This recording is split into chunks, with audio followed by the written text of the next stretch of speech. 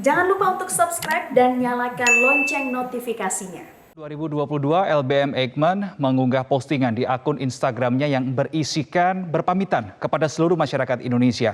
Hal ini kemudian menimbulkan pertanyaan di sebagian masyarakat.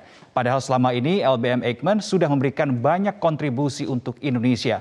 Apa yang sebetulnya terjadi dengan LBM Eijkman? Itulah yang akan menjadi tema fact check kita pada hari ini, pemirsa. Betulkah dikatakan bahwa Eijkman ini kemudian berhenti beroperasi? Kita akan cek faktanya bersama di slide pertama. Bahwa sebetulnya yang terjadi di Eijkman dan lembaga riset lainnya adalah mereka melebur dengan BRIN, dan khusus untuk LBM Eijkman ini terintegrasi dengan Badan Riset dan Inovasi Nasional atau BRIN sejak September 2021. Kemudian LBM Eijkman kemudian mengalami perubahan status menjadi Pusat Riset Biologi Molekuler atau PRBM pada tanggal 28 Desember 2021. Ini adalah tanggal resminya perubahan dari LBM menjadi PRBM.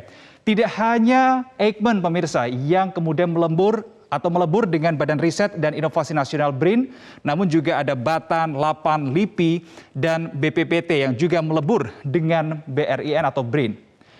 Kemudian kita akan menuju ke slide berikutnya untuk melihat nasib beberapa peneliti Eijkman, pemirsa. Ini dikatakan oleh Win Kusharyoto yang merupakan PLT Kepala Pusat Riset Biologi Molekuler Eijkman. Ia mengatakan bahwa tenaga honorer dan PPNPN atau pegawai pemerintah non-pegawai negeri yang sebelumnya direkrut LBM Eijkman dan tidak diperpanjang atau dihentikan kontraknya berjumlah 113 orang. Mereka yang diberhentikan terdiri dari para peneliti dan non-peneliti di bidang administrasi, teknisi, keamanan, dan kebersihan. Dari angka 113 orang ini, pemirsa, 71 diantaranya adalah peneliti Eijkman yang statusnya masih honorer. Kita menuju ke slide ketiga karena muncul pertanyaan bagaimana kemudian nasib para pegawai Eijkman. Ini adalah beberapa opsi yang kemudian ditawarkan oleh BRIN. Yang pertama adalah bagi PNS periset, maka mereka akan menjadi PNS BRIN dan diangkat sebagai peneliti. Kemudian di poin 2, 3, 4, dan 5 ini adalah menjadi PR besar.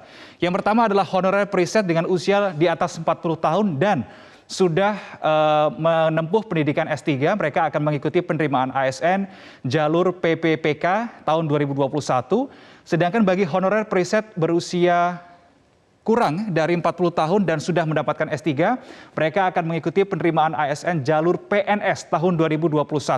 Sedangkan bagi honorer periset non S3, maka mereka akan melanjutkan studi dengan skema by research dan research assistantship. Kemudian honorer non-periset akan diambil alih oleh RSCM. Kepala BRIN Laksana Trihandoko sendiri mengatakan bahwa selama ini LBM Eijkman yang kini sudah berganti nama menjadi PRBM Eijkman banyak merekrut tenaga honorer yang tidak sesuai dengan ketentuan. Sehingga benar bahwa ada proses pemberhentian sebagian pegawai, tetapi sebagian besar dialihkan atau disesuaikan dengan beberapa skema yang sudah disediakan oleh BRIN. Kita kemudian akan flashback, pemirsa. Sebetulnya sudah seberapa banyak sumbangsih yang diberikan oleh Eijkman selama menangani pandemi sejak muncul pertama kali 2 Maret 2020 di Indonesia. Ini kami mengutip dari akun Instagram @eijkmaninstitute. Ini setidaknya adalah 5 poin yang sudah dilakukan Eijkman selama ini. Yang pertama adalah mendistribusikan 155.000 VTM atau Viral Transport Medium ke 33 provinsi Indonesia.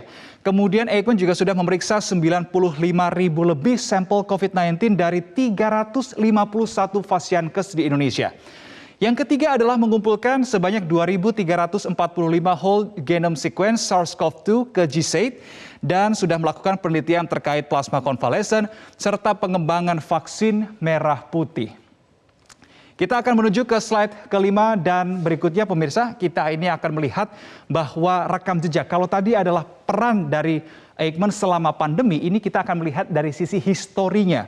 Ternyata lembaga Eijkman atau yang awalnya bernama LBM Eijkman ini bergerak di bidang biologi molekuler dan bioteknologi kedokteran dan sudah ada sejak tahun 1888, tetapi namanya berbeda karena pada masa itu masih pada zaman kolonial Belanda, sehingga namanya adalah Centraal Geneeskundig Laboratorium, itu adalah nama Belandanya. Kemudian barulah pada tahun 1938 berganti nama dari Central Geneeskundig Laboratorium menjadi Eijkman Institute. Berikutnya. Pada tahun 1960, Eijkman Institute ini pernah berhenti beroperasi karena mengalami berbagai kesulitan. Kemudian barulah di tahun 1992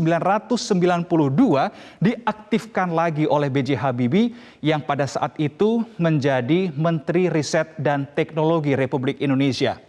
Eijkman ini menjadi pintu penting pemirsa masuknya teknologi biomolekuler mutakhir ke Indonesia seperti halnya RT-PCR dan genome sequencer yang sejak masa pandemi bermula pada 2 Maret 2020 ini banyak sekali dilakukan. Dan juga Eijkman terlibat riset dan penyelidikan penyakit HIV/AIDS, kemudian flu burung atau H5N1, SARS-1 dan hingga kini adalah SARS-CoV-2.